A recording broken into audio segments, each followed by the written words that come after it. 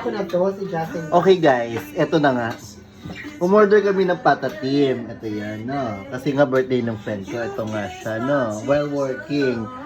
Pero, Diyos ko, sa dami-dami ng patatim, guys. Minarinig sa Pacific Ocean o kaya sa West Philippine Sea. Ang alat! So, sana parang chicken wings na lang, no? So, we're planning to have a business na yung patay, crispy pata, flavored, like, honey glaze, salted egg, ganyan, ano pa?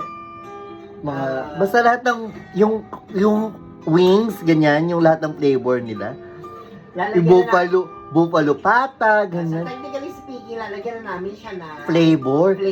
Ito Moving forward. na-order namin, hindi ko na sasabihin. Diyos ko, parang niluto sa tabi ng dagat. Alam mo yun?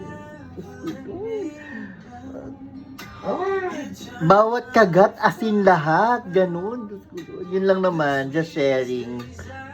Bye.